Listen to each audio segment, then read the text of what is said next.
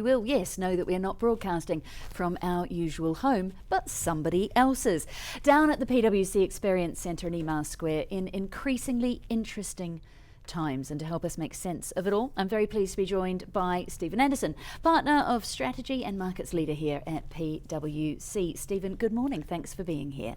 Wonderful to be here. Lovely to host you. I think as we say, Beatty Baitik, our house is your house, so delighted to have you here this morning. Well, we're here not just for the coffee, but also for the knowledge. And it's actually a good time to be here with you guys and what we've kind of started calling choppy waters here this morning on the business breakfast. Inflation, rising interest rates, all sorts of warnings about the global economy. What does that mean for the way that you're working with your clients? So maybe, Brandy, the way we sort of look at things, I guess if I start globally, and obviously the terrible events we've seen in Ukraine, listen, we've had worse wars, we've had worse pandemics, we've had worse interest rates, we've had much worse inflation, we've had worse energy crises, but we've never had them all at the same time.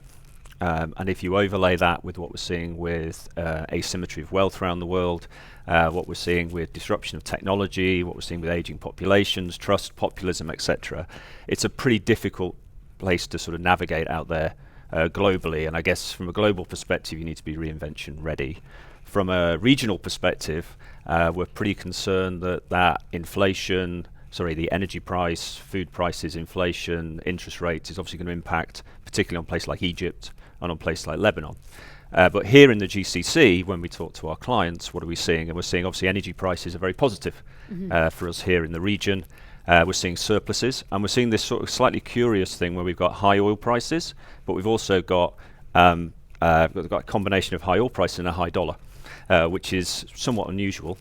And what we're seeing here in the region then is some good opportunities, but our clients, we say to them, there's basically 5 things that are happening. You need to digitize, you need to decarbonize, you need to localize, you need to privatize, you need to modernize. And certainly when we look here in the UAE, that confidence that has come out of the pandemic and how they've responded, what you've seen there is some incredible modernization that we wouldn't have dreamed of in 2019. So changing weekend, introduction of tax, changing labor laws, privatization. So the UAE is pivoting a bit more and becoming a global player. And then just here in Saudi Arabia, you're seeing a sort of once in a generation, once in a century sort of macro, social, economic renaissance, which is saying huge opportunities for the region, huge opportunities, but some competition. So generally with our clients, we're pretty positive on the GCC, but we've got to be aware of all of those factors I spoke about globally at the same time. So what kind of dilemmas does that throw up for your clients? What kind of things are they grappling with? So I guess they're sort of looking at things and seeing there's huge opportunities ahead of them. So they're saying, okay, so the market's booming here in the region, but at the same time, we've got a squeeze on availability of resources. So we've seen this great resignation. We're seeing, you've got a good feature on today around the demands from clients of individuals around pay rises, etc. So they're constantly trying to battle between seeing that opportunity, squeeze on resources, and a sort of cautionary around the rest of the world. Where does tech fit into that? Because, I mean, we're down here at your Experience Centre. A lot of it is very new tech focused. You've got the headsets going on. You've got all sorts of facial recognition software that keeps catching people unawares. How do you see tech solving some of those issues? So great. Listen, it's a really exciting time in the region from a tech perspective, and we talk about things being human-led and tech-powered. So it's important to take that tech and think about where are the solutions and what are you trying to solve for, not just what's the tech.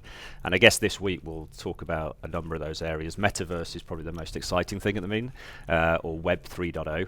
I think just for listeners, metaverse it's a buzzword if you like, but in essential it's the coming of age of 5 or 6 different technologies together. So it's VR, it's AR, it's AI, it's data, and that's all powered by the computing power that's available with cloud.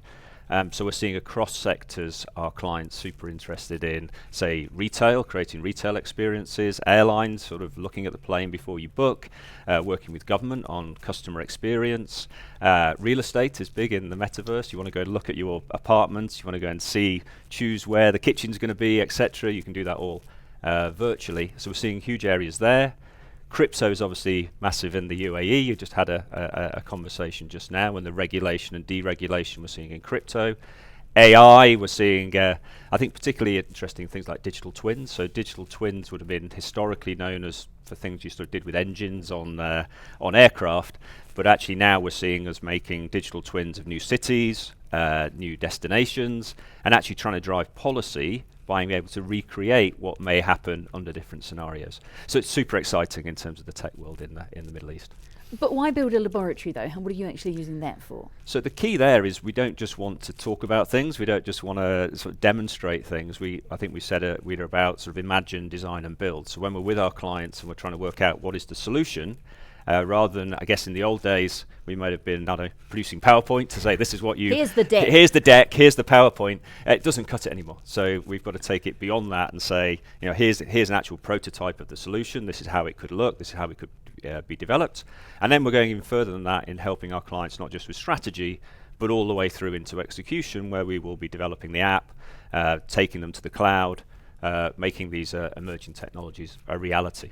Does that change who you're hiring? I mean, Richard's been so intimidating by the youth of some of the people who are working here that he's gone out and got himself a fancy new haircut over the weekend. Yes, I did think that as I came in this morning. We didn't actually have a memo to each other. I had a bit of a haircut over the weekend as well. It's Peaky Blinders, mate. It was. We're obviously watching Peaky Blinders. I was just thinking when middle-aged men start copying, it's obviously the end of that particular trend is there. In terms of who we're hiring, it's a much different blend of who we're hiring these days. Obviously a lot more into the tech side of things.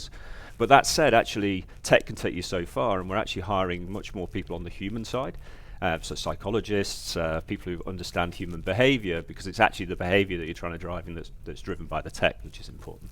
And I mean, you mentioned the cloud earlier, and I know that you guys have just made a new investment. Tell me what you've done. Yeah, so over the weekend, so an exclusive for you guys, we've just made a pretty significant strategic investment in one of the leading Amazon Web Services cloud companies in the region, 0 and 1. We're super excited about that investment. That gives us capabilities in AWS and the implementation from AWS in terms of cloud migration, adoption, but it also helps us in things like machine learning, bringing AI, etc. And we've done a number of acquisitions in recent years. We bought the largest Salesforce independent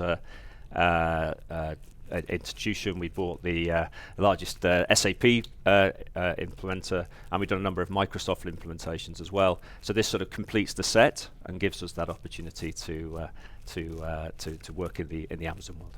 And for your actual clients on a day-to-day basis, how will they use it? Very quickly. So it'll give them access. So as I said before, rather than being with the deck, maybe just getting to prototype, we can now hold our clients' hands all the way through as they migrate to the cloud and as they start to really bring to life many of those emerging technologies we just spoke about.